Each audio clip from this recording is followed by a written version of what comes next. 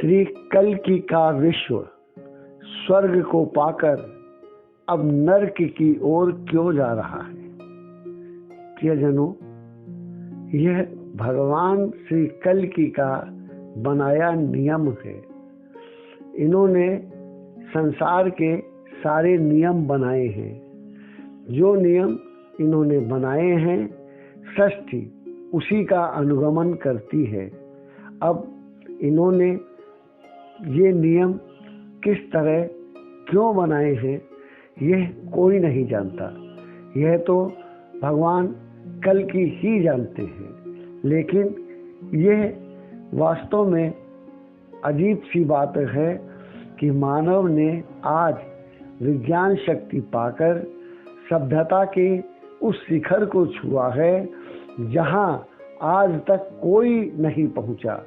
ज्ञात इतिहास में सबसे सभ्य, सबसे समर्थ, सबसे शक्तिशाली, सबसे भव्य, ऐश्वर्यमय मानव इतिहास का सबसे स्वर्णिम युग है। आज मानव ने सब कुछ पा लिया है। वो देवताओं की तरह खुले आकाश में उड़ता है। सागर का सीना चीर उसके सीने पर विचरता है। पनडुब्बी बना सागर के बीच में जाके गमन करता है।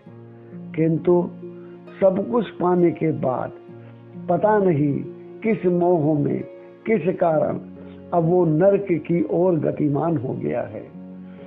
स्वर्ग का सुख अपने हाथों से खराब कर रहा है, नष्ट कर रहा है। और यह काम वो क्यों कर रहा है? अगर वो ये जान ले, सोच ले तो बच सकता है। यह कार्य वो आज के युग, कलयुग के प्रभाव से, कलि के द्वारा किए गए षड्यंत्र के द्वारा कर रहा है। कलि मानव मन में घुसकर, मानव मन पे अधिकार करके उसे नकारात्मकता की ओर, बुरे की ओर प्रेरित कर चलाने लगता है।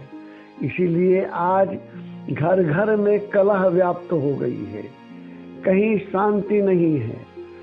वो रिश्ते जो खून के थे, जिन पे लोग प्राण छिड़कते थे, आज वो भी गैर से बनते जा रहे हैं। पिता पुत्र, माता पुत्र, भाई बहन, भाई भाई और इसी के साथ अन्य कुटुंबी, एक ही कुल के लोगों के आपस के रिश्ते, भतीजे, भांजे, फूफा, चाचा, मामा आदि आदि बहुत ही नजदीकी रिश्ते, सब अपनी गरिमा, अपना प्रेम, अपना अपनत्व खोते चले जा रहे हैं। इस तरह से हम कहाँ जा रहे हैं, क्या कर रहे हैं, क्या चाह रहे हैं?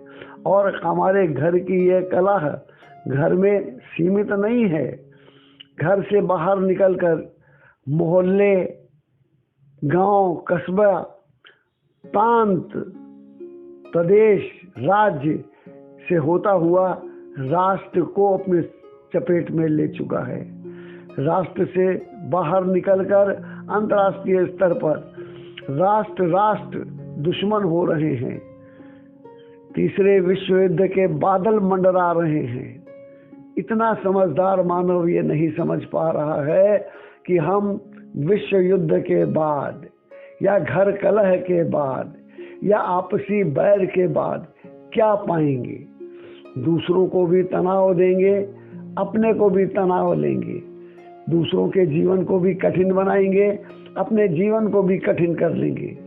आज विस्तारवादी राष्ट्र विस्तार के चलते अपना भी चैन खो रहे हैं और दूसरे का भी चैन खो रहे हैं। इसी के साथ महाविनाश को आमंत्रित कर रहे हैं। क्या इतने समझदार पढ़े लिखे मानव ये नहीं समझ पा रहे हैं कि इस हिंसा, इस द्रोह, इस दुश्मनी का क्या अंत होगा? यह शत्रुता हमें कहाँ ले जाएगी?